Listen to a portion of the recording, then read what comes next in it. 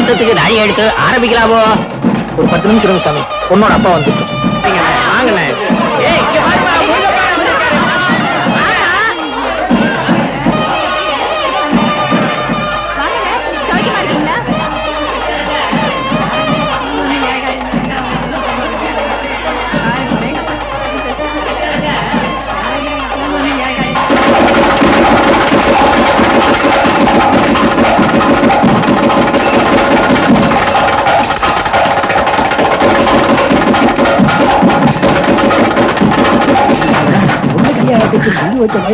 இவர்தாங்க நான் சொன்ன மெட்ராஸ் தம்பி.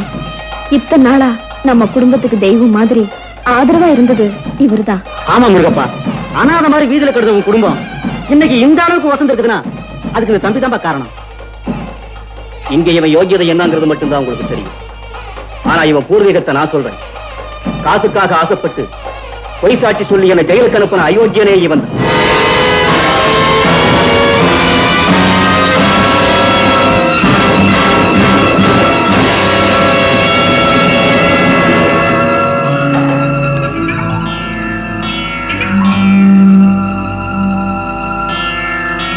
பிக் பாக்கெட் அடிக்கிறதுல இருந்து திருடுற வரைக்கும் எல்லா அயோக்கியத்தனமும் இவனு கை வந்த கலை. ஏதோ ஒரு பெரிய தப்புக்கு திட்டம் போட்டுதான் இந்த ஊருக்குள்ள யோகியமாறு நடிச்சுக்கிட்டு இருக்கிறான். ஏப்பா, இவர் சொல்றதெல்லாம் உண்மைதானா?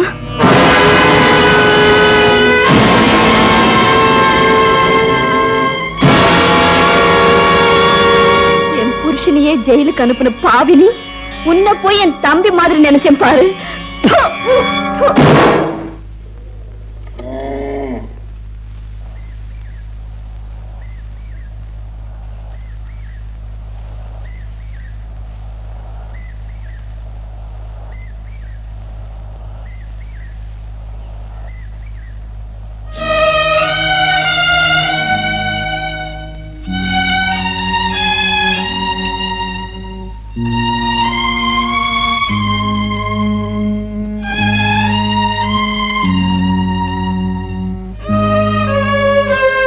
நட, வீட்டுக்கு போலாம். உன்னதாயா போலாம். இந்த பாரியா, ஒவ்வொரு மனுஷனுக்கு கெட்ட நேரங்கிறது இன்னொரு மனுஷன் மூலமா தான் வரும். முருகப்பன் ஜெயிலுக்கு போனங்கிறது அந்த ஆள் தலையெழுத்து. அது உன் மூலமா வந்திருக்கு. அதுக்கு நீ என்ன பண்ண முடியும்? இது ஒரு சாதாரண விஷயம். இதுக்காக சொந்த தம்பிங்கிறது உண்மையை மறைச்சிட்டு ஊரை விட்டு போனோங்கிறியே. முருகப்பன் ஜெயிலுக்கு அனுப்பிச்சது ஒண்ணுதான் நீ செஞ்ச தப்பு. ஆனா அதுக்கு பதில் நீ அந்த குடும்பத்துக்கு எவ்வளவு நல்லது செஞ்சிருக்க. நியாயமா சொல்ல போனா முருகப்பன் இருந்திருந்தா கூட இந்த குடும்பம் இவ்வளவு வசதிக்கு வந்திருக்காது. காசு பணத்தை மட்டும்தான் என்னால சம்பாதிச்சு கொடுக்க முடிஞ்சது. ஆனா அந்த குடும்பத்தோட கௌரவத்தை என்னால காப்பாற்ற முடியலையே. ஊர்ல இருக்கிற ஒவ்வொருத்தரும் அந்த குடும்பத்தை பார்த்து கொலகார குடும்பம்னு சொல்லும் போது எங்க அக்கா மனசு எவ்வளவு வேதனைப்படுதுன்னு எனக்கு நல்லா தெரியும். அதுக்கு காரணம் நான் தானே. யோ, ஊர்ல 1000 பேர் 1000 விதமா பேசுவாங்க. அதெல்லாம் நீ காதுல போட்டு கூடாது. பேசாம வீட்டுக்கு நட.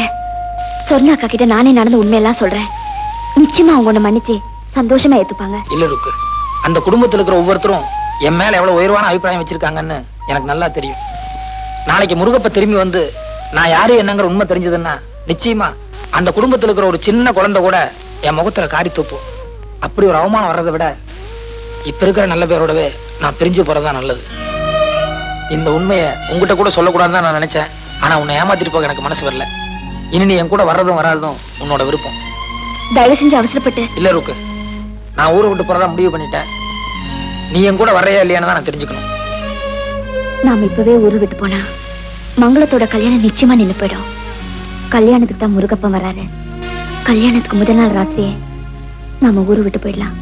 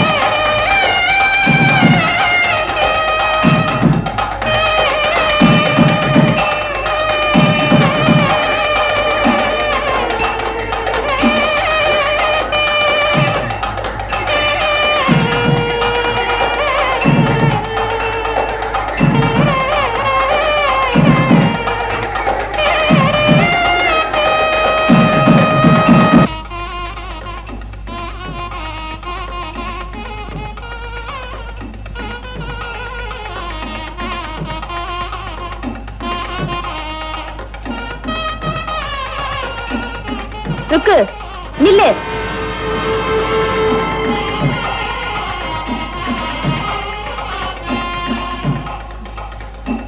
என்னடி இது இந்த நேரத்துல பையோட கிளம்பிட்ட?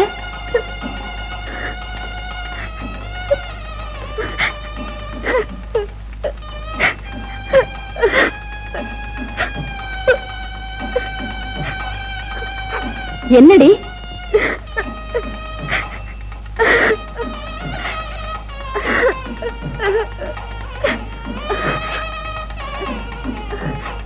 வா உள்ள.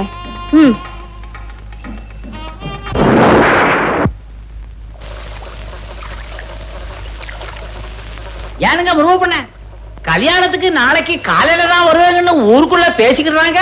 நீங்க என்ன ராத்திரியே வந்து போட்டு நிக்கிறீங்களே? இல்ல ஜெயில இருந்து காலையிலேயே அனுப்பிச்சிட்டாங்க. ராத்திரி வரைக்கும் இருந்து ரயில் ஏறதை விட கொஞ்சம் சீக்கிரமா வரலாம்னு பஸ் லாரியும் பிடிச்சு வந்தேன். ஓஹோ, அதுவா சங்கதி. இந்த மாதிரி நல்ல காரியங்களுக்கு கூட கைதிகளை வெளியே அனுப்புறாங்களா? நல்ல சர்க்கார் தானுங்க.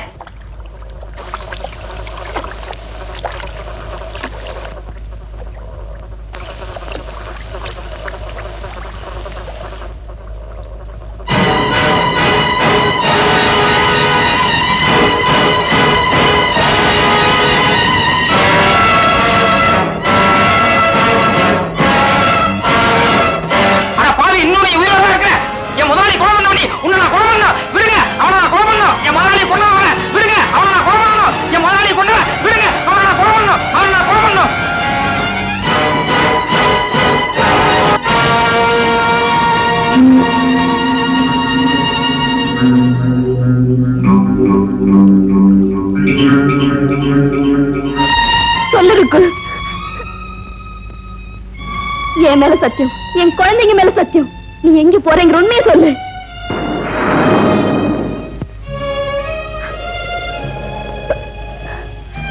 பைரவன் தான் உங்க கூட பிறந்த சொந்த தம்பி. மெட்ராஸ்ல உங்க வீட்டுக்காரர் கோர்ட்ல பொய் சாட்சி சொல்லி ஜெயிலுக்கு அனுப்பினவரும் இவர்தான். மங்களத்தோட கல்யாணத்துக்கு முருகப்பன் வரதுனால எங்க தன்னோட குற்றம் தெரிஞ்சு போயிடுமோன்னு பயந்து இந்த ஊரை விட்டே போயிடலான்னு என்னையும் வர சொன்னாரு.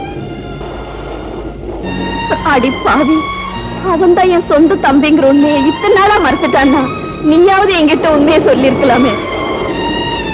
ஏதோ தெரிஞ்சோ தெரியாமலையோ என் புருஷனை ஜெயிலுக்கு அமிச்சிட்டான். அவன் வந்த அன்னைக்கு நடந்த உண்மையை என்கிட்ட சொல்லியிருந்தா அவர்கிட்ட சொல்லி சமாதானப்படுத்திருப்பேனே. அதுக்காக நீங்க 2 பேரும் ஊரை விட்டு ஓடணுமா? இப்ப அவன் எங்க இருக்கா? ஆத்தங்கர பக்கத்துல மண்டபத்துல எனக்காக காத்துட்டு இருப்பாரு.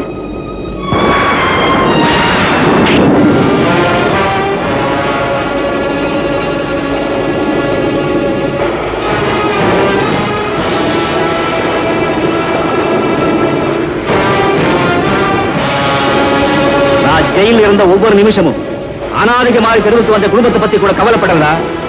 அதுக்கு காரணமான உண்மையை தான் நினைச்சுக்கிட்டு இருந்தேன். எல்லாரும் கொலையை செஞ்சுட்டு தான் தண்டனை அனுபவிப்பாங்க. ஆனா நான் தண்டனை அனுபவிச்சுட்டு தான் கொலை செய்ய போறேன். மறுபடியும் சொல்றேன், நான் என்னோட சாவுக்காக பயப்படல. இப்போ உன் குடும்பத்தை விட்டு தற்காலிகமா பிரிஞ்சிருக்கிற நீ என்ன கொலை பண்றதுனால நிரந்தரமா அவங்களை விட்டு பிரிய வேண்டியிருக்கும். தயவு செஞ்சு அவசரப்படாது. வாய மூடுற.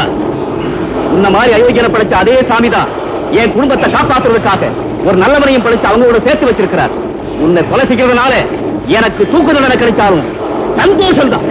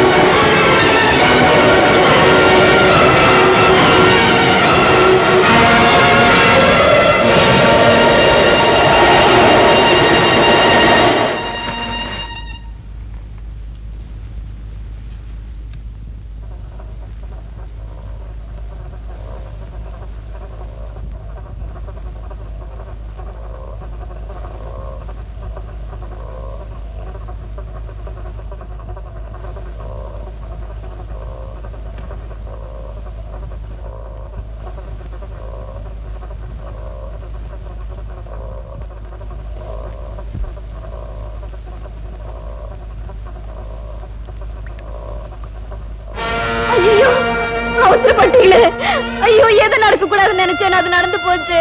ஐயோ தம்பி, தம்பி, தம்பி, ஐயோ என்னங்க, என்ன காரியம் செஞ்சுட்டீங்க? தம்பி, உன் அக்கா வந்திருக்கேன்டா. தம்பி, தயவு செஞ்சு கண்ணை திறந்து பாருடா. அடப்பாவி, இத்தனை நாளா யாரு என்னன்னு சொல்லிக்காம கூடவே இருந்து என் குடும்பத்தை காப்பாத்தினியே, உனக்கா இந்த நிலைமை வரணும்? இத்தனை நாளா நம்ம குடும்பத்தை இது உன் சொந்த தம்பியா? ஆமாங்க, என் சொந்த தம்பிங்க. பொய் சாட்சி சொன்ன ஒரே பாவத்துக்காக தான் யாரு என்னங்கிற சொல்லிக்காம இருந்துட்டா. இத்தனை நாளா நம்ம குடும்பத்தை காப்பாத்திட்டு இருந்தவன் இன்னைக்கு நீங்க வர போறீங்கிற உண்மை தெரிஞ்சதும் இந்த ஊரை விட்டே ஓட பார்த்தா. அப்படியே ஓடி இருந்தா கூட நல்லா இருந்திருக்குமே. பொய் சாட்சி சொன்னது ஒண்ணுதான் அவர் செஞ்ச தப்பு. ஆனா அதுக்கு பதிலா உன் குடும்பத்துக்கு எவ்வளவு நல்லது செஞ்சிருக்காரு தெரியுமா? அது புரிஞ்சுக்காம இப்படி செஞ்சிட்டீங்களே.